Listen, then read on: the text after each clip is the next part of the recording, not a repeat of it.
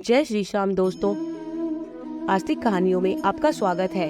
वैशाख मास महत्तम अध्याय 5। इस अध्याय में ब्रह्मा जी का यमराज को समझाना और भगवान विष्णु का उन्हें वैशाख मास में भाग दिलाना।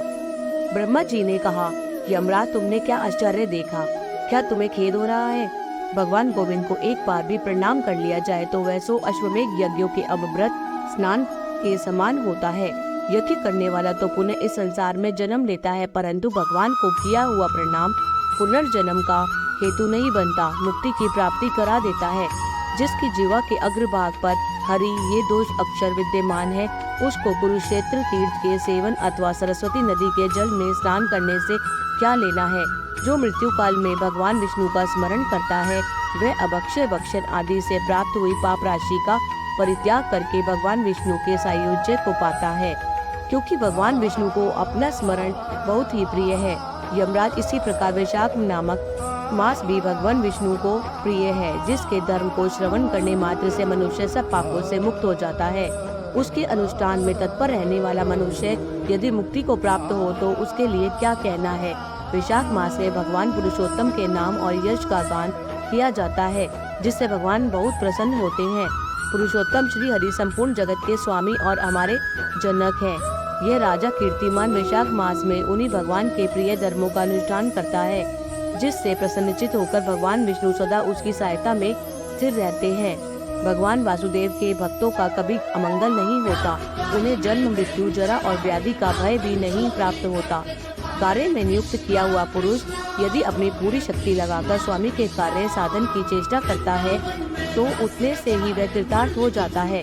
यदि शक्ति के बाहर का कार्य उपस्थित हो जाए तो स्वामी को उसकी सूचना दे दे, उतना कर देने से वह ऋण उतर जाता है और उस सुख का भागी होता है। जिसने उस प्रयोजन को स्वामी से निवेदित कर दिया है, उसके ऊपर न तो कोई ऋण है और न पातक ही लगता है। अपने कर्तव्य पालन के लिए पूरा यत्न कर लेने पर प्राणी का कोई अपराध नहीं रहता। यह कार्य तुम्हारे लिए असंभव है, अतः इसके विषय में तुम्हें शोक नहीं करना चाहिए। ब्रह्मा जी के ऐसा कहने पर यमराज ने दीन वाणी में कहा, तात मैंने आपके चरणों की सेवा से सब कुछ पा लिया। तब ब्रह्मा जी ने पुनः समझाते हुए कहा, धर्मराज, राजा कीर्तिमान विष्णु धर्म के पालन में तत्पर हैं। चलो हम लोग भगवान विष्णु के समीप चले और उन्हें सब बात बताकर पीछे उनके कथनानुसार कार्य किया जाएगा। वे ही इस जगत के कर्ता, धर्म के रक्षक और नियामक हैं। इस प्रकार यमराज को आश्वासन देकर ब्रह्मा जी उनके साथ क्षीर सागर के तट पर गए। वहां उन्होंने सच्चिदानंद स्वरूप गुणातीत परमेश्वर विष्णु का स्वागत स्तवन किया।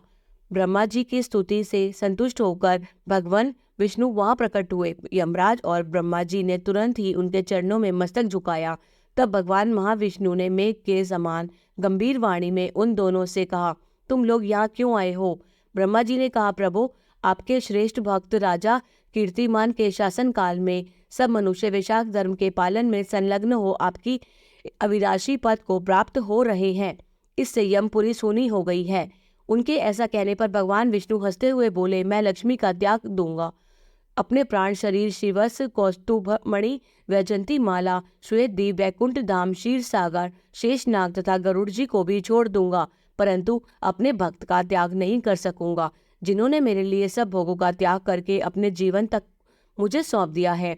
जो मुझसे मन लगाकर मेरे स्वरूप हो जाए, और उन महाभाग भक्तों को मैं कैसे त्याग सकता हूँ? राजा कीर्तिमान को इस पृथ्वी पर मैंने 10,000 वर्षों की आयु दी है। उसमें से 8,000 वर्ष तो बीत गए, शेष आयु और बीत जाने पर उसे मेरा सायुज्य प्राप्त होगा। उसके बाद पृथ्वी पर बेन नामक दुष्टात्मा राजा होगा, जो संपूर्ण वेदोक्त महाधर्मों का लोप कर देगा। उस समय वैशाख मास के धर्म भी छिन्न भिन्न हो जाएंगे। बेन अपने ही पाप से भस्म हो जाएगा। तत्पश्चात मैं पृथु होकर पुनः सब धर्मों का प्रचार करूंगा। उस समय लोगों में वैशाख मास के धर्म को भी प्रसिद्ध करूंगा। सहस्त्रों मनुष्यों में कोई ऐसा होता है जो मुझ में अपने मन प्राण अर्पित करके अपना सर्वस्व मुझे समर्पित कर दे और मेरा भक्त हो जाए। जो ऐसा होता है वही मेरे धर्मों का प्रचार करता है। इस वैशाख मास में भी मैं वैशाख धर्म में तत्पर रहने वाले महात्मा पुरुषों तथा राजा के द्वारा समयानुसार तुम्हारे लिए भाग दिलाऊंगा। लोक में जो कोई भी वैशाख मास का व्रत करेंगे वे तुम्हें भाग देने वाले होंगे। उनके वैशाख मास में बताए हुए महाधर्म के पालन में तुम कभी विघ्न न उपस्थित करना। यमराज को इस प्रकार आश्वासन देकर भगवान विष्णु वहीं अंतर्ध्यान हो गए। ब्रह्मा जी भी अपने सेवकों के साथ सत्यलोक को चले गए। उनके बाद यमराज भी अपनी पुरी को पधारे। विशाख मास की पूर्णिमा को पहले धर्मराज के उद्देश्य से जल से भरा हुआ घड़ा, दही और अन्न देना चाहिए। उसके बाद पितरों, गुरुओं और भगवान विष्णु के उद्देश्य से शीतल जल, दही, अन्न, पान और दक्षिणा फल के साथ कांसी के पात्र में रखकर ब्राह्मण को देना चाहिए। भगवान विष्णु की दिव्य प्रतिमा विशाख मास की महात्म कथा सुनाने वाले दीन ब्राह्मण को देनी चाहिए। उस धर्मवक्ता ब्राह्मण को अपने धन से भी पूजित करना चाहिए। राजा कीर्तिमान ने सब कुछ उसी प्रकार किया। उन्होंने पृथ्वी पर मनवांचित भोग भोग कर शेष आयु पूर्ण होने के पश्चात पुत्र पौत्र आदि के साथ श्री विष्णु धाम को प्रस्थान किया। मिथिलापति ने कहा, महामते दुरात्मा राजा बेन प्रथम मनवंतर में हुआ था और ये राजा इक्ष्वाकु कुल भूषण कीर्तिमान वैवस्वत मनवंतर के व्यक्ति हैं।